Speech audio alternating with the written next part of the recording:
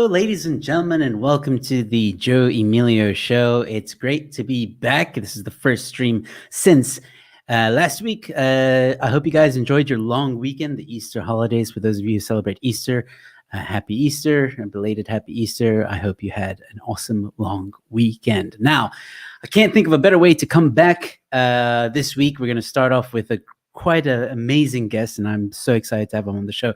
But before I bring him on, ladies and gentlemen, remember to go check out rebelstoreZA.com, please. There's some exciting things coming to that shop pretty soon. But in the meantime, if you see something you like, buy it. Then also, if you enjoy the content on this channel, go to the link in the description, donate. There's many different ways that you can donate if you want to, but you don't have to. It's completely up to you. And if you want to ask a question tonight and you feel it's very important and you really want my guest to answer it, then please use the super chat function because it highlights the question or comment, and also by YouTube law, I have to address it. Then also, if you're new to this channel, please like the video, subscribe to the channel, and don't forget to check out the Telegram channel where it's just a notification channel. It's a bit better than YouTube. YouTube's not so good at notifying people. But if you want to be notified by uploads and live streams and all that, please join the Telegram channel. It's not a group, so don't worry. You're not going to be bombarded by memes and weird chain letters and all that stuff.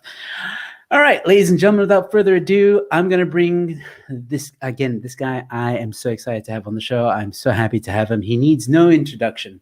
However, he is one hell of an interesting man, and I believe he's a lawyer. He'll correct me if I'm wrong on that. But guys, again, he's the author of Kill the Boer, and he's written some other books. He is a pioneer in the battle of ideas, I think, especially to get rid of some of these lies that we've heard in the mainstream media. He's telling the truth day in and day out, and he fights for the little man, him and the organization that he works for. Ladies and gentlemen, please welcome to the show for the first time, Mr. Ernest Roets. Hello, Joe. Wonderful. I'm delighted to be on the show. I'm glad we can finally make it work. I mean, we've been speaking for some time, but it's my first time on. So thank you very much. Yes. I appreciate it. No worries, man. I hope it's the first of many, but we'll see how this goes. No, I'm kidding. All right, Ernest. First off, let's start easy. Let's start, on a light foot here. I've been dying to ask, how long have you been a lawyer? You are a lawyer, right? Yes. Well, it depends on what lawyer means. I did my LLB, and then I went to law school, which is different than the law degree that you do. And then, so I did my articles, and I am qualified. I'm registered as an attorney, but I haven't practiced as an attorney ever. I only did some attorney work when I was a candidate attorney. So I was registered, I think, in 2011. But what I do full time is I work at Afriforum. So I obviously use what I studied, but I finished my law degree in 2011. I finished my master's in 2016, and I'm hoping to finish my doctorate in 2021, which is this year. Oh, fantastic. Well, I hope you'll be able to do simple mathematician, unlike some of the EFF members that we know. Yeah, well, you can't be a pro at everything. Yeah. That's fantastic, though. So you've never, so just your law degree or the law, you as a lawyer, you use what you've learned for Afriforum, obviously, because you know the law and you know what's legal and illegal and all that stuff, especially when we're going to talk about in a moment, EWC. But you've never been in a courtroom, so to speak, and had a client that you fought, tooth and nail to win a case. Is that what you mean? No. I've been in courtrooms many times, and I've been sworn in. I've been in the bench a few times where I had to testify. I've been accused of hate speech, or sort of, and I've been basically trialed for contempt of court. Wow. But my role, that was, of course, with the whole hate speech thing with the old South African flag.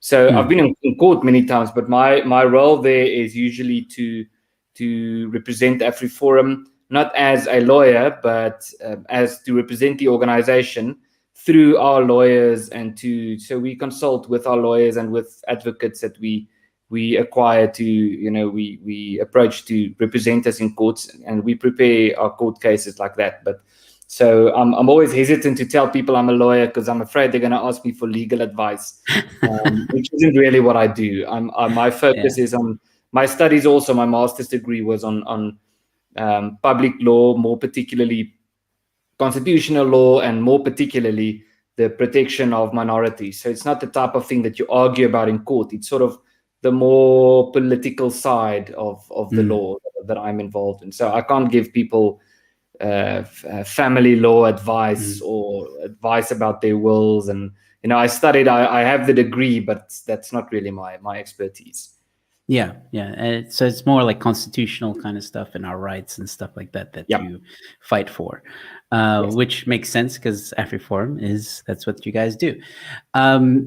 All right, cool. Well, now that that's out of the way and I understand a little bit better about what you do, let's talk about a very touchy subject at the moment in South Africa, which I wish more and more people would speak openly about it, because I think that there's a lot of misinformation out there.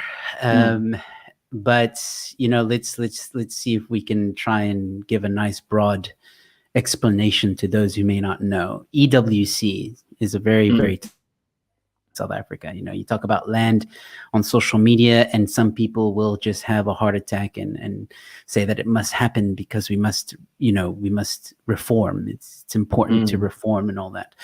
Having said that, have you read the new gazetted bill that's been trying to be pushed through at the moment? Yes, we've read that, and we have also submitted a commentary on that, and we also, my colleague Ernst van Sail, who's on Twitter as Conscious Caracal, also did an oral submission to Parliament about that bill and about why we are so concerned about that bill.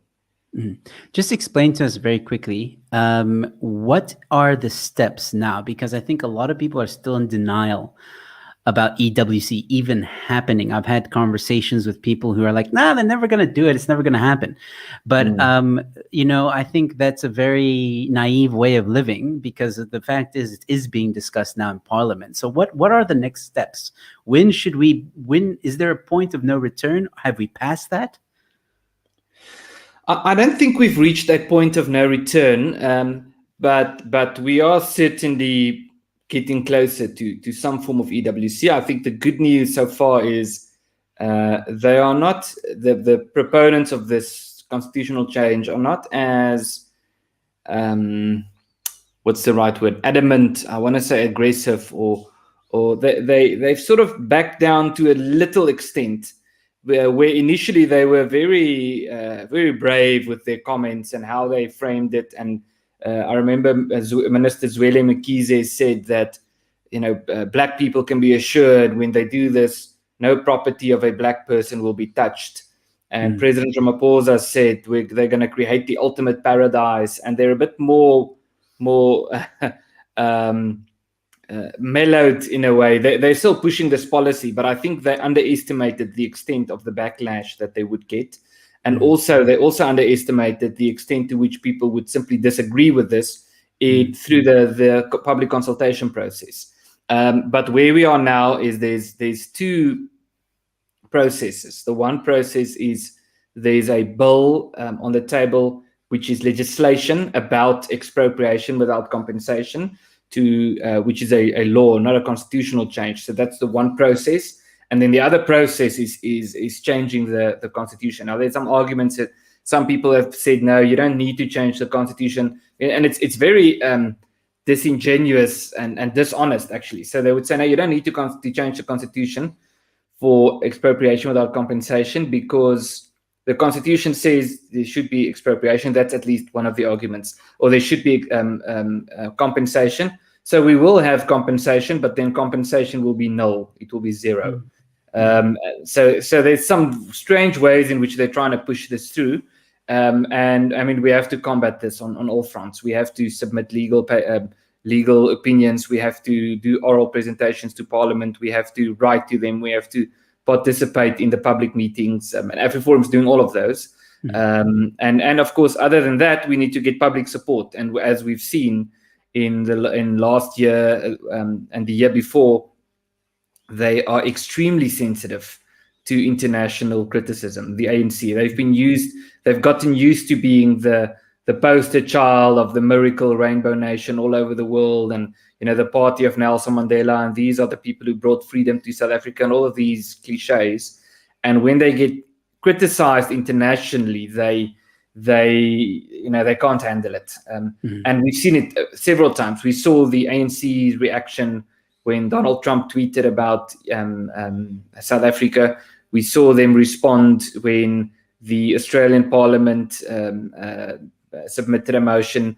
There was a decision by the Dutch Parliament. Many people have spoken out about this. And also when they heard that Afriforum was going to the US to raise support against EWC, they even went as far as, I remember while we were there, President Ramaphosa made a speech in Parliament about something else. I can't remember what. And then during his speech in Parliament, he basically went off script and he said, and by the way, those people who are in America I think he said, to spread lies about South Africa or something like that, they need to come back to South Africa.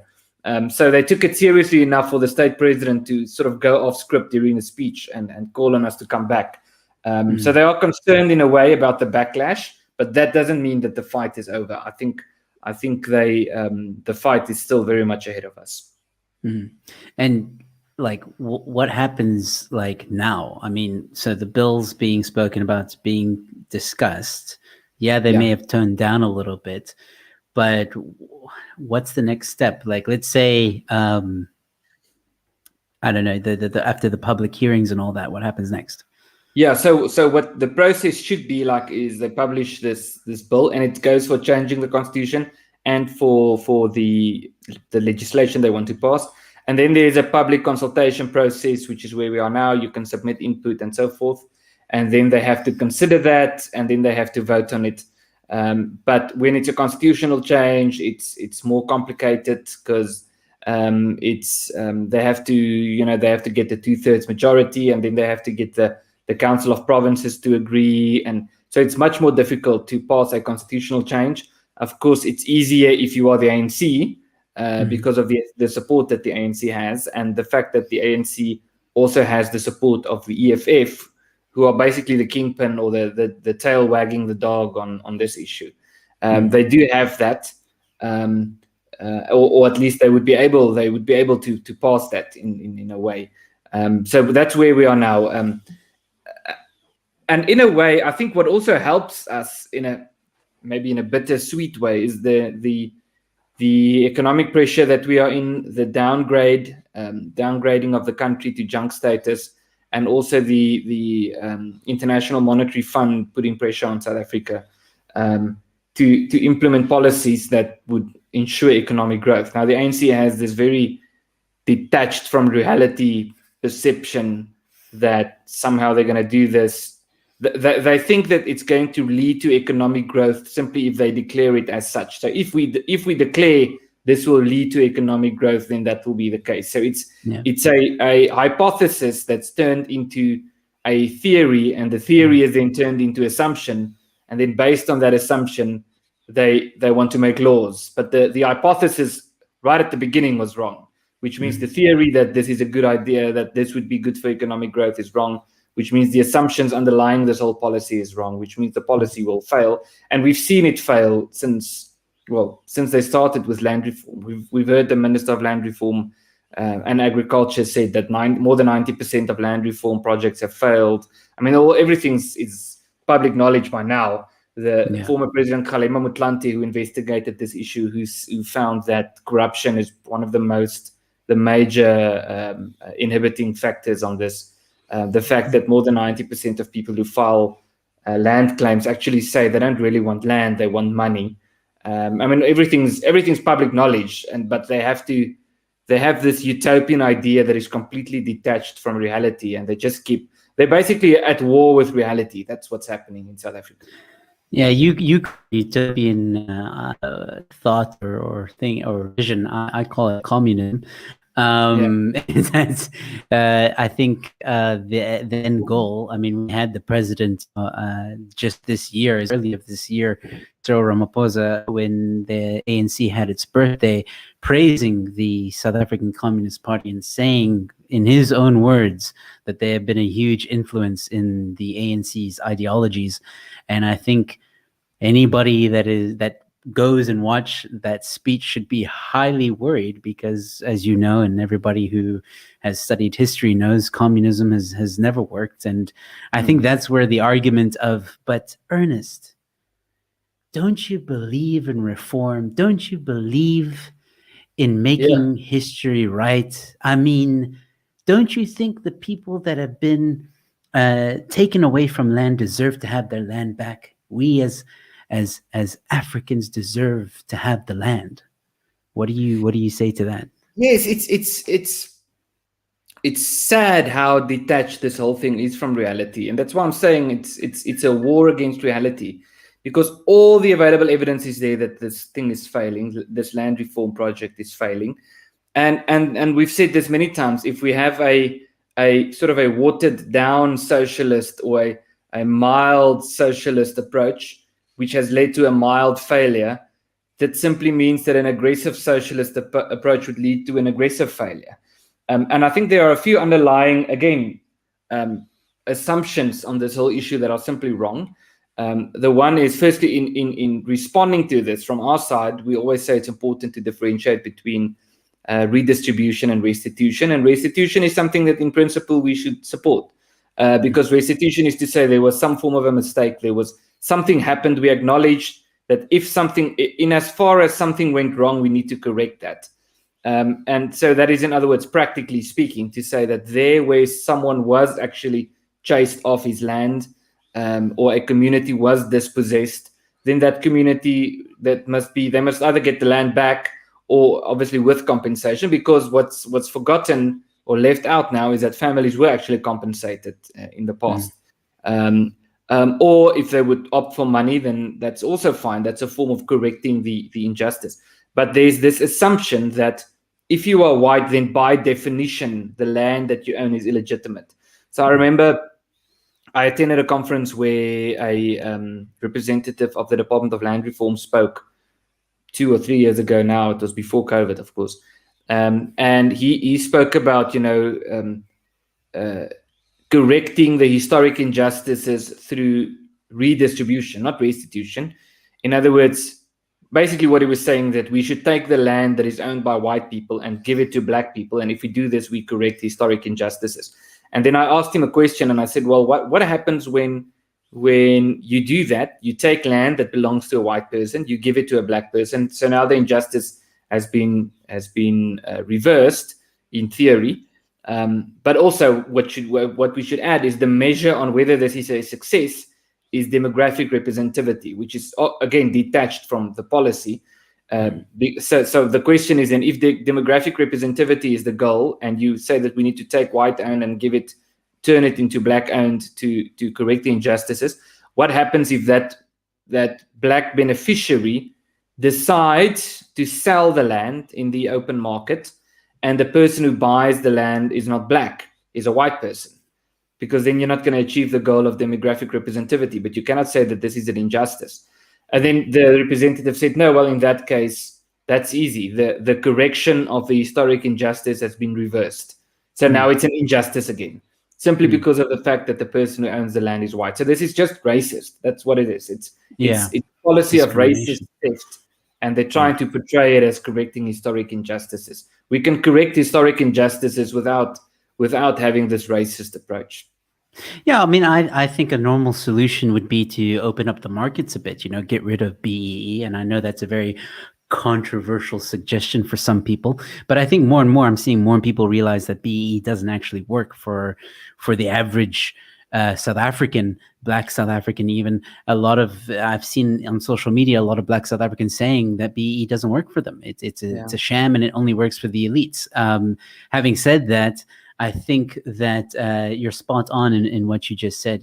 I think if people want to own land, open up the market, open up a free market, obviously have good education in place as well, allow for people to open businesses, work, build that income, generate that income so that they can buy land, have title deeds, which is very important, and therefore they own their land. It's as simple as that. But it feels like, and you mentioned the demographics, and it feels like they're weaponizing a small group of people who are actually the minority.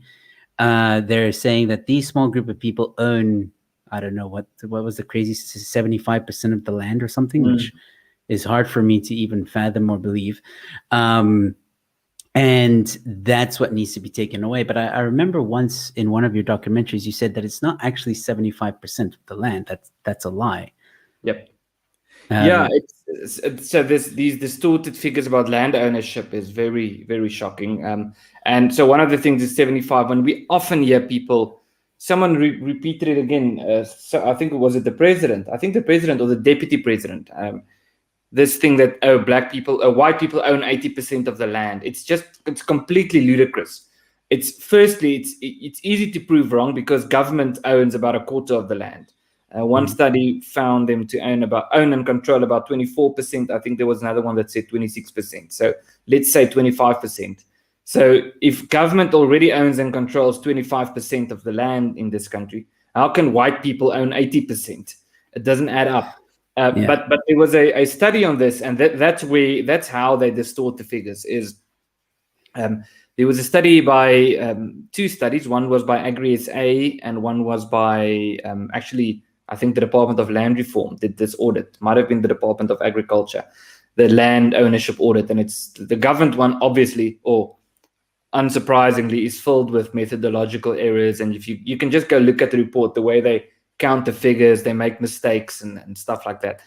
But what happened, there was one of the studies said that of the land that is privately owned, or of the land that is owned by individuals, something in the, I think 72% or something is owned by white individuals. So in other words, that excludes all the land in the country that is held by trusts and companies and so forth. So only the land that is owned by individuals, which, if I recall, was 20%. So it's basically 70% of 20%. It's something like that. I don't have the exact numbers, but it's along those lines. It's actually the real number. It's like 70% of 20%. That's how much land is owned by white individuals. But didn't they do the same? Sorry, but I want to mention this because to your case here, they did the same thing with education figures.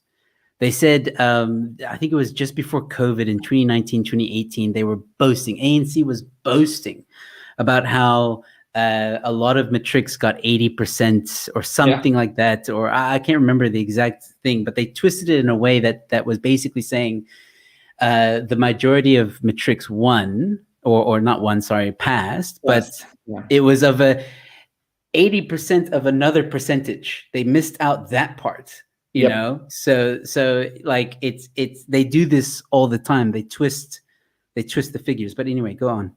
Yeah, no. The one of the big problems with the education system is in South Africa is how many children or pupils fall out before reaching grade 12. I think it's about a third that eventually of people who enroll. What you should look at is how many people enroll for grade 1, let's say in 12 years ago, and how many people are grade 12 this year, and how many of them pass. So that's actually what you should look at. Is you should look at the pass rate if you want to be really honest and really frank and face the brutal facts. Like I think was it Stephen Covey who said that. Then what you need to look at is how many people what's the percentage of people who pass 12 years after they enrolled in grade 1. And then it's like 30% or something in South Africa. It's extremely low. But the other thing is with the pass rate is they just dropped the standard. So one of my favorite comments on Twitter was when people started calling Panyaza Lesufi Mr. 30%, because he's this guy who pushes this thing of dropping the pass rate to sort of boost the education system. And again, it's completely detached from reality. It's some utopian, fictitious fantasy world that he lives in, to think that you can fix an education system by dropping the pass rate. It's really laughable. It's laughable, but some of these ANCs, they actually think these ideas are good ideas. And it's the same thing. So with them saying, no, we're going to basically have the same policies as was implemented by Robert Mugabe, but we're not going to have violence. So it's going to be done without violence. So the question of whether there would be violence doesn't depend on whether they say there will be violence. It depends on whether people actually defend their property. And of course they will. If someone shows up and tries to chase me and my family off my property, I'm going to resist, which means there's going to be violence. So you cannot simply declare that there will not be violence if you take people's private property, because there will be violence. Absolutely. There's a lot of South Africans out there that own and worked hard for their property that are going to defend it tooth and nail. Just going back to the education topic for a second. I talking about the whole 30% thing. I was in college here in South Africa when I studied. I studied a few things. I studied graphic design, IT, and theater. And when I was in theater, I remember there was that discussion of how the pass rate was like 60% or something. And then during my studies, it dropped to 30%. And I remember thinking as a student, oh, wow, this is awesome. I don't have to study as hard, because as a student, that's where your mind kind of goes. I was not every student, but still. So I was like, for me, I was excited. But then when I left and when I graduated, and I graduated high, I always got high marks in theater. So like, I wasn't like I passed beyond, like I got merit and distinction. So, but when I realized afterwards, I was like, you know what, this 30% thing isn't actually a cool idea, because I don't want a lawyer or a doctor to represent me or do surgery on me, and they only got 30% or just passed like 35%. I want those people to be top, like I want them to be in the 90s or the 80s. And I realized that thinking about it now and before even, what it actually does is it demotivates the students to work harder, because that's exactly what happened to me in a sense, like even though I still got high marks because I loved what I was doing, there was like, for example, marketing or some other topics that we didn't have to get distinction for, and they did slack because it no longer was necessary to work extra hard to pass.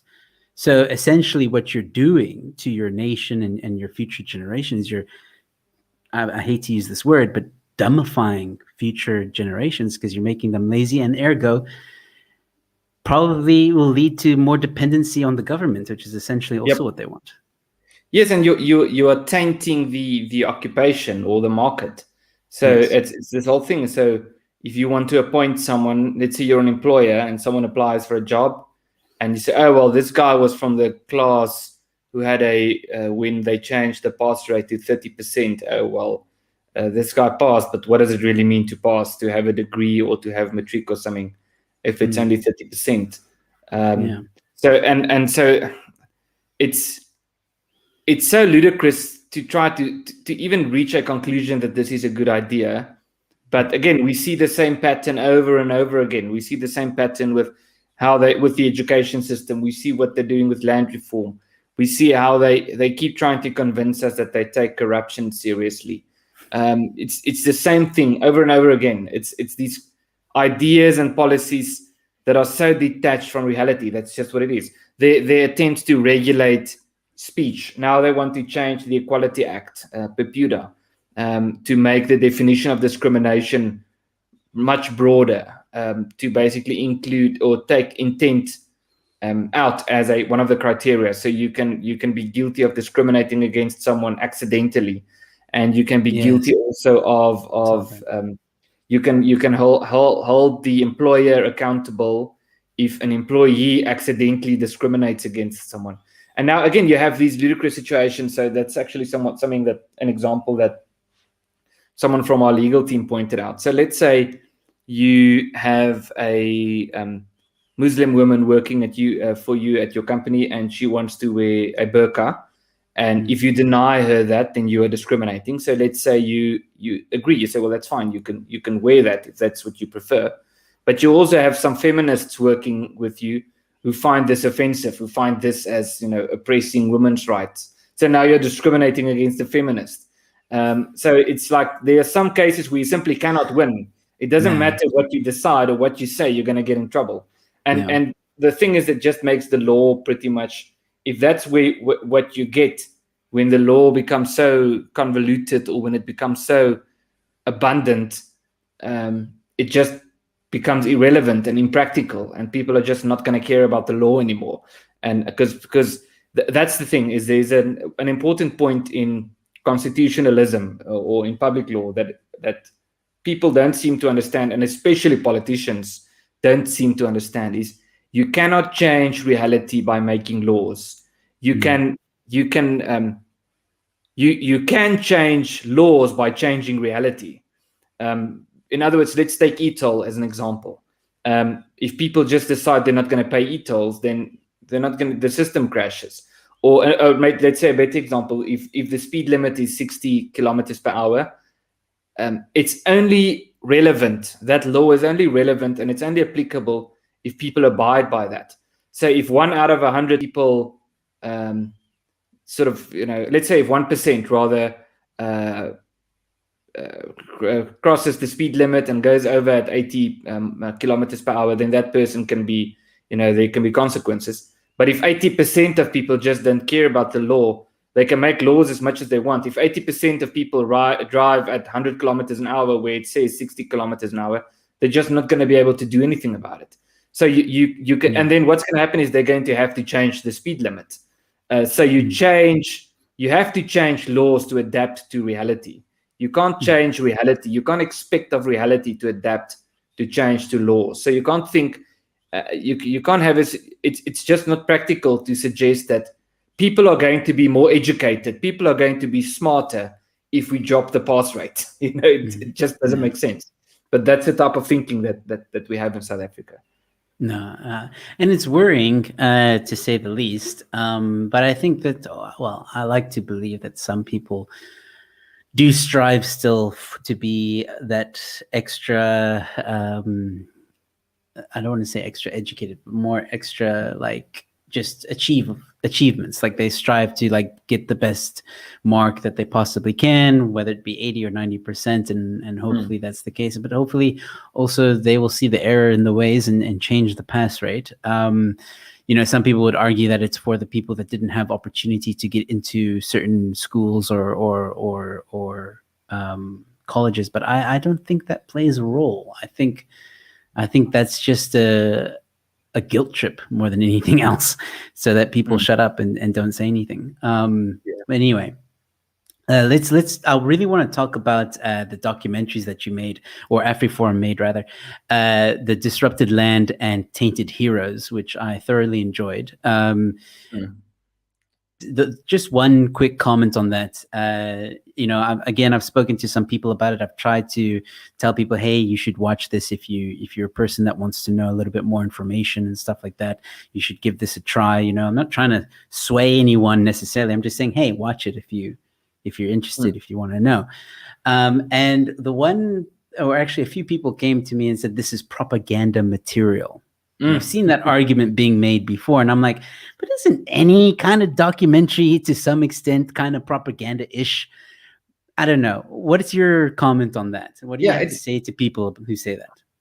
It's hard to respond to the accusation of propaganda, because it determines on what is propaganda, or it's the question is, what does propaganda mean? If propaganda means conveying some form of a political message, then everything is propaganda.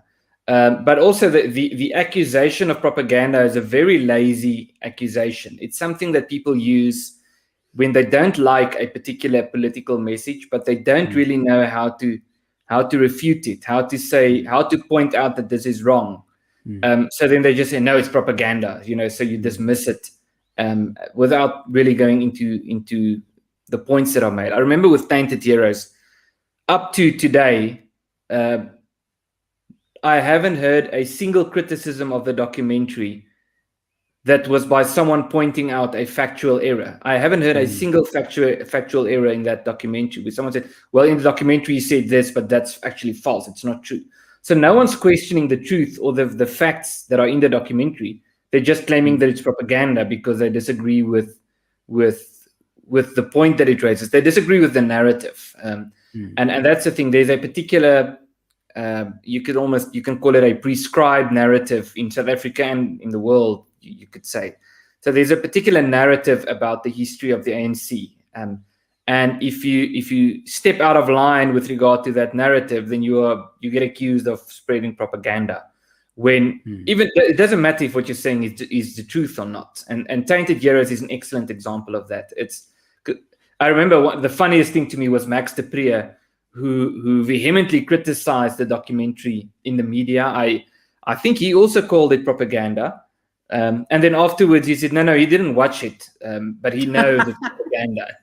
So he was prepared to go on record in the media and criticize a documentary, and then afterwards concede that he didn't even watch it.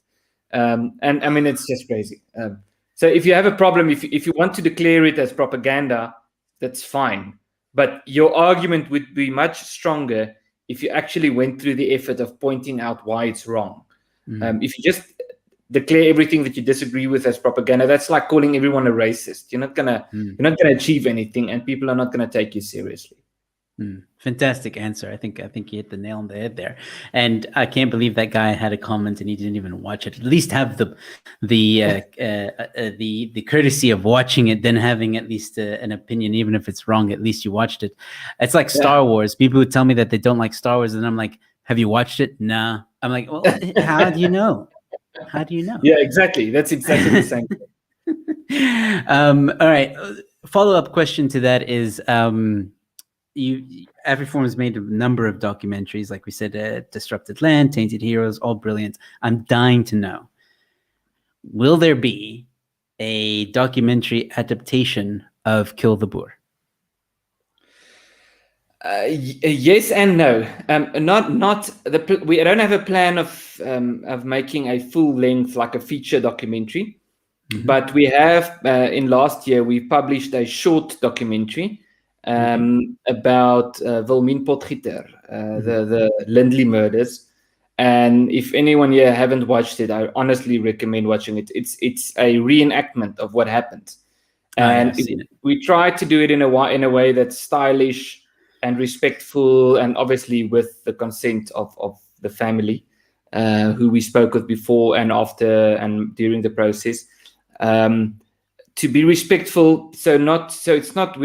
We tried not to be deliberately brutal, but also not to hide what happened there. And of course, as if people know about this case, it was a very brutal farm murder where little girl, 3 years old. First, Atti Potgieter was stabbed 151 times with a garden fork in front of his family. Garden fork, a knife, and a machete, actually.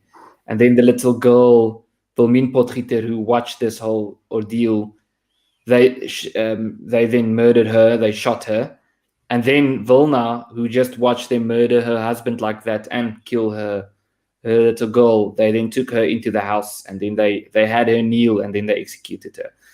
And I remember watching the documentary for the first time. It was still during lockdown when we did the editing, and they sent me the clip, the sort of near final version. And I remember watching it in the kitchen. I was standing in the kitchen with my cell phone.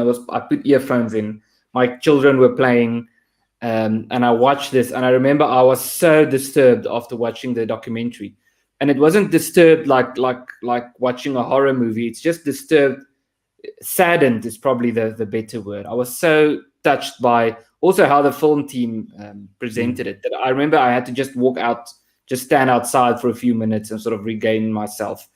And so what we have said also when we publish this is that we want to do a series. So it's not like an hour and a half documentary, but rather a series of short documentaries.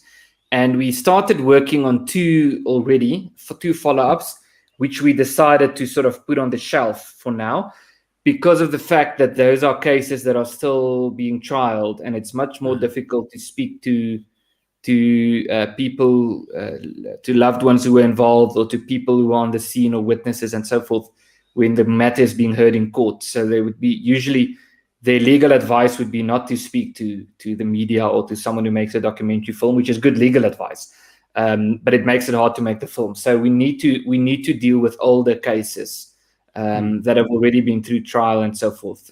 So where we are now, one of them I can tell you was the Brendan Horner case. We wanted to do a documentary about that, what happened at Senegal, and we decided to put that on the shelf. Maybe once the trial is finished, we'll pick that up. But we can pick up on some of the older cases which have already gone through trial. But so in terms of farm murders, we want to go the short documentary approach and rather have more than one. I think that's a good idea. I think it's a good move to do that. Quick question on the Brendan Horner case. Any updates? Last thing I heard was that it was postponed. Yes. So the matter it's been postponed, and it's annoying and it's frustrating when a case like this gets postponed, but it's also common practice. It's basically standard procedure. And remember, there's two different cases, and we're involved with both to a more or less extent. The one is the accused for the murder, so the people who are being tried for murdering Brendan Horner. And we are our private prosecutions unit. We're not prosecuting them because they are being prosecuted by the prosecuting authority. We can only prosecute if the prosecuting authority decides not to prosecute. But what we are doing is we are monitoring the case. So when we can, we attend the court appearances. We monitor the whole process. So I spoke with Advocate Gary Nell last week again about a variety of cases that we're involved with, and this is one of them, to ensure that justice is done. And then the other case is the Andre Pinar case, the guy who's now being trialed for, was it terrorism? I think they said at one stage he's being trialed for inciting people to tip that police vehicle and set the vehicle on fire. And of course, that's what happened there is not something that we condone, but him being trialed is also, because we were there. We weren't there when the whole ordeal happened. We were sort of down the street, but we were there. I was there when the speeches were made, when he spoke as well. And I think it's a bit of a stretch to try to pin the whole thing on him. But also, so we are concerned about whether this is some form of a witch hunt.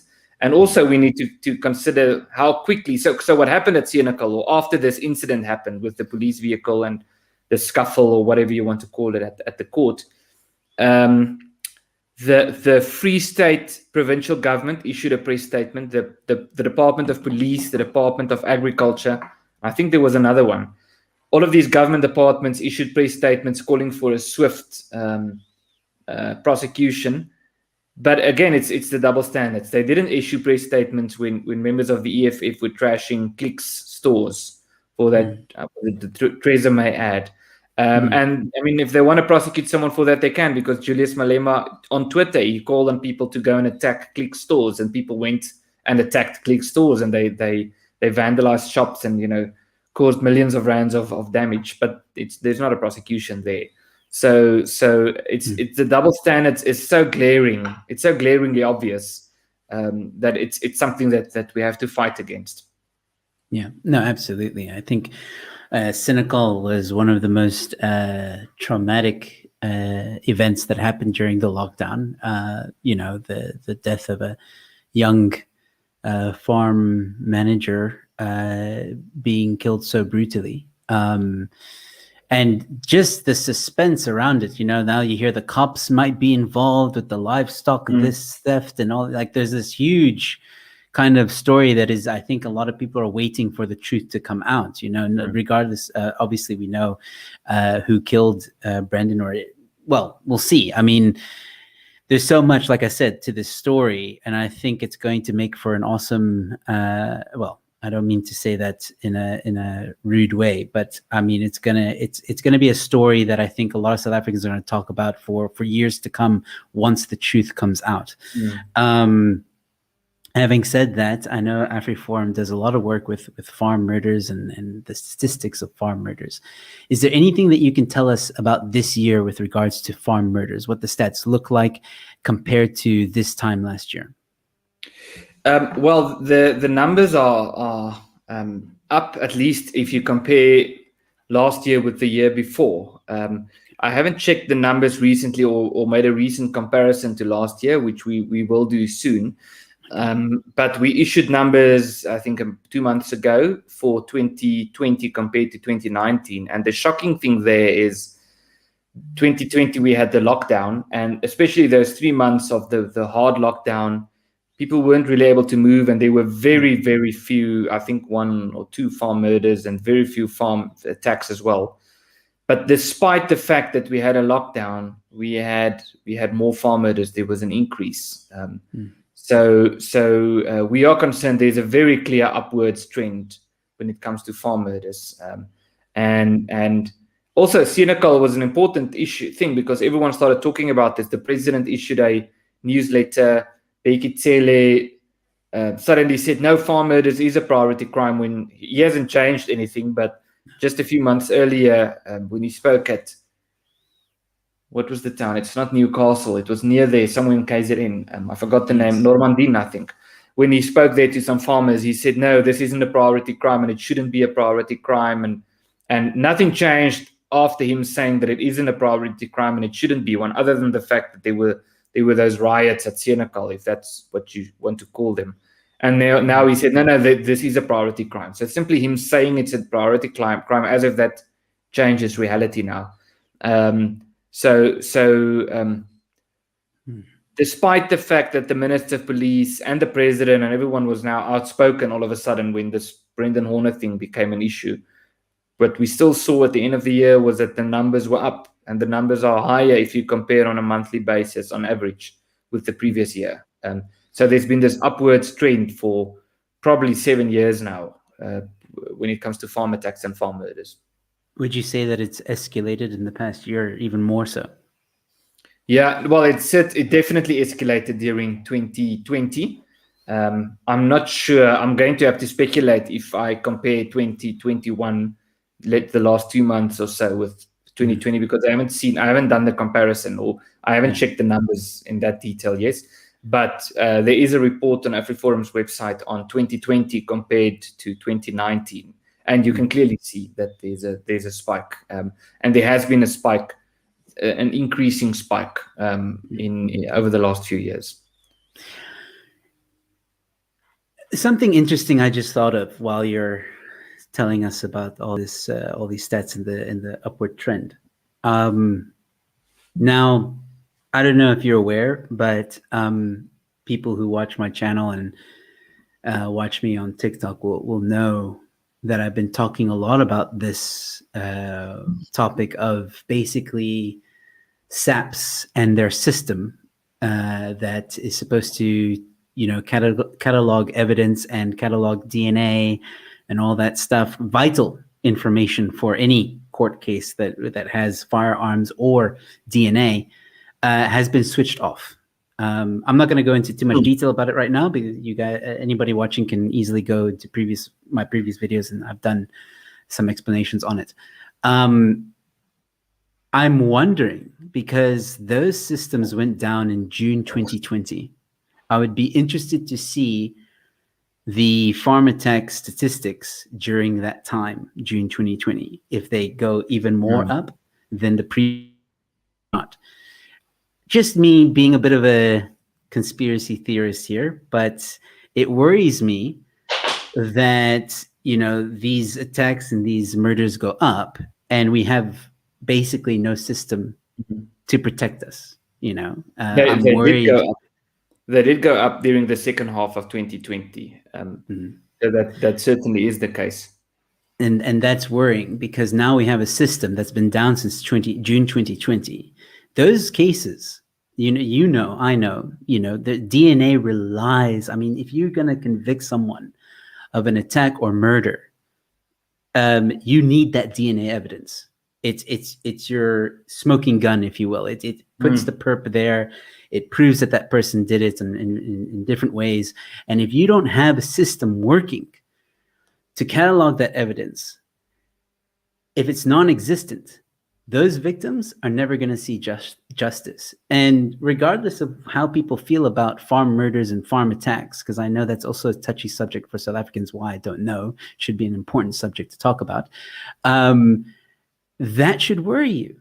It's not just about GBV victims, because that's also what I talk about. GBV victims are also now not getting justice because of the system being down, but also farm murders and farm attacks are also not going to see justice because of the system being down. And you mentioned Cyril and Becky Tele, who said, oh, farm murders are not a priority. I'm sorry, Ernest. I call BS on that. I think they lied blatantly to the South African public, because here we are almost a year later and the systems have not been switched on. Yeah. Despite SAPS having the money to pay for the systems. Exactly. The question if something is a priority shouldn't be answered by what people say, on whether people say it's a priority or not. It should be answered by what's actually happening on ground level. And it's very concerning and annoying. I remember after Becky Tele said that, I had some media interviews, and then some journalists would be, obviously not all, but some would be very confrontational.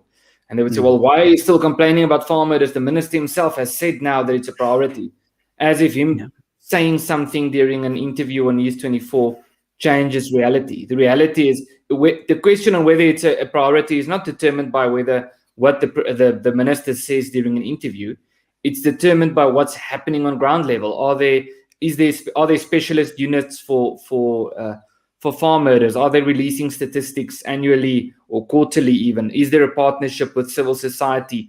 Are they getting local farmers involved through policing structures to look after their own safety? Are there rural safety vehicles in rural areas to look after this? Is there a holistic perspective on farm attacks? In other words, to look at this holistically as opposed to just letting individual police stations respond to farm attacks.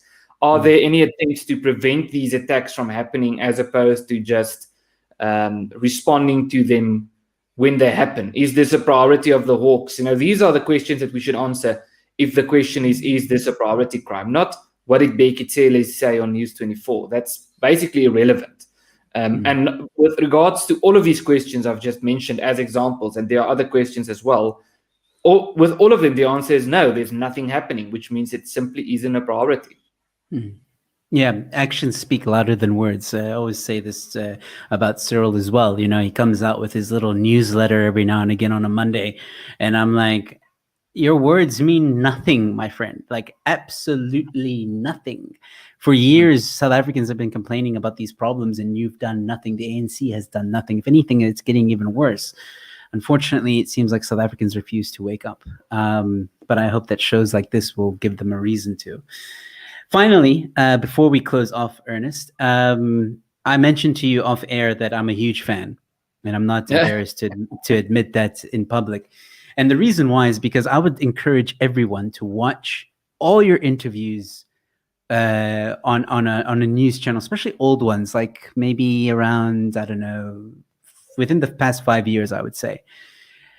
It would show how the mainstream media, they've changed. I mean, they're not the people who pursue the truth anymore, because at every interview, I felt like you were in a courtroom, like you were being cross-examined, they would try and twist everything you said at every chance they got. And I must commend you for you don't let up, you don't let down, you keep fighting back, you keep adjusting or trying to tell people, or at least the public who are watching, like, don't let this person fool you by this question. What I'm trying to say is X, Y, and Z.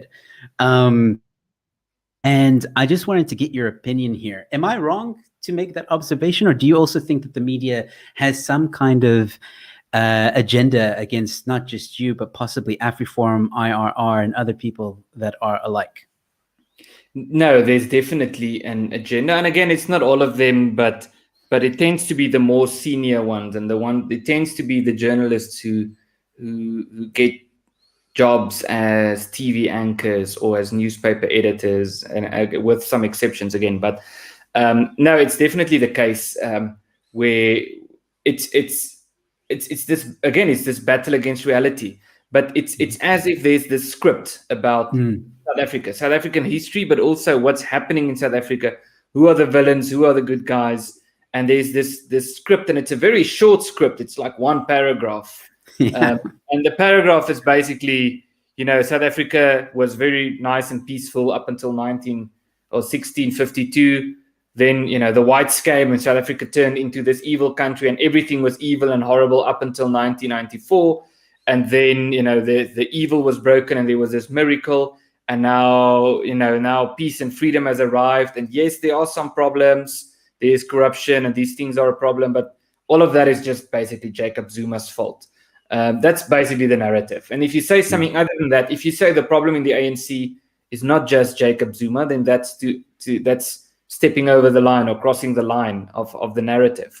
When you point out something about history that isn't aligned with this narrative, you get accused or you get attacked. So, and it's often what I find frustrating about this whole thing is, again, it's detached from facts and realities. And it's very unprofessional for a professional journalist to make statements on the news, on a news program or on radio or television that are just simply false. And so we often get this. I've had it on SAFM, I've had it on 702, I've had it on, I don't know, I can't remember how many radio stations and some TV stations. And a journo would say to me, well, you are saying, we hear what you say about farm murders, but how can we take you seriously when you keep calling this white genocide? And we've won so many cases with the press ombudsman against journalists for just making claims about Afriforum that's false. That's not what we're saying. We're not calling this a white genocide. There are other people saying this. And it's frustrating. But there's an interesting thing. I don't know how many of my older, because I've been involved with Afriforum youth since 2008. Which is 13 years ago now. And I've done some TV interviews back then. And sometimes when I watch the older ones, you can see the difference, because I actually remember, I remember the year as well. It was 2015. We had, I was at some place, which is not important now, but we had a discussion. I had a discussion with someone about the media and our response to the media. And we said the problem with what we are doing is that we continuously have to defend our positions. We have to, if you watch, especially some of the pre-2016 interviews of mine, it was usually, no, we're not saying this, we're actually saying this. And no, it's not true that we are this, we are actually this. And no, it's not our position that this, our position is actually this. And we made a deliberate decision to change that, to go on the offense, to say, instead of just defending all the time, to point out the hypocrisy, to point out the dishonesty. So I wouldn't, you would rarely see me now respond to a question by a journalist with something like, no, that's not our position. Our position is actually the following, because that's just defending your own position, when I think the bigger issue here is the hypocrisy and us just being framed as something that we aren't. So rather than defending, we rather to point out the problem. And I think it's something that we should do more. And of course you get sort of lambasted for that, but yeah, I've had a few crazy interviews in the past. You'll get lambasted no matter what you say, unfortunately. It's just mainstream media trying to protect their, dare I say it, way of life. And again, I do encourage people to go watch all the interviews, because they are fantastic. Off the top of my head, the one with you, Eusebius, and I think the guy from BLF, I can't remember his name. That one was very good. I don't think you were defending your position very much, and I think it was very unfair what they did to you, because they basically had two people. They were tag teaming. They were tag teaming against you. Oh, that's one. It was Eusebius Makaisa and Dylan Litama. Yes, I remember that one. Yes. Basically tag teaming against you, two guys basically on the same side, and then you had to constantly, I don't know, just dodge accusation after accusation and stuff like that. And the host wasn't exactly helpful either. And then the one which I know probably you don't want to talk about, but the flag I could see that was when I knew that interview is when I knew there's an agenda against you, because the moment she got you, and she did, unfortunately, she cut the interview. Like, Ernest slipped, I'm cutting it here. Like, that for me was so unfair and disgusting. And that's when I was like, every journal now isn't some journalist looking for the truth. They're just freaking somewhat half-ass kind of lawyer now, trying to get you to slip up so that they can, the next day headlines can read, Ernest Roets proven to be a racist or whatever. It's all it is. Like, and you can see it in every interview. And for anybody who's ever unsure about the mainstream media or if they can be trusted, watch Ernest Roets interviews, because you will see how disgusting these people are. And that's when when the goggles for me, at least, that's when they fell off. That's when I was like, okay, there's something weird. And I started researching a bit more about Afriforum and about you guys and about South Africa and its history. And I found your documentaries and all that stuff. That's what led to that. Because before that, I was also with the goggles of South Africa's the Rainbow Nation, and it's beautiful and everything's okay and blah, blah, blah. And I was even told when I first got here, Afriforum is a racist institution. I didn't, to my embarrassment, I didn't do my own research up until a point where I saw your interviews. And then I was like, this guy doesn't seem racist. He's just defending himself. Let me do a bit more research. And then I found out that anybody who told me that Afriforum was a racist organization, I was like, nah, you guys don't even know. Afriforum has helped so many minority groups and different skin colors across the board. I even know a lot of Black friends that have told me that you've helped Swane people, you've helped Zulu people, you've helped so many different types of race groups, that you are nowhere near a racist organization. But anyway, did a little bit there. I see our hour is up. Ernest, I won't keep you any longer unless there's something you want to say very quickly. No, I think just in terms of your last comment, that for me is a good example again of the difference between the mainstream narrative and the reality on ground level. Is when you interact with some journalists, at least, you get this, oh, you're a racist organization, and when you go on Twitter, you see that. But when we interact with people in real life, we just don't get that. And one way to show that, there are different ways to prove that. One is just looking at opinion surveys about race relations in South Africa, or about people's trust in, who do people trust more, Afriforum or the media or the mainstream media.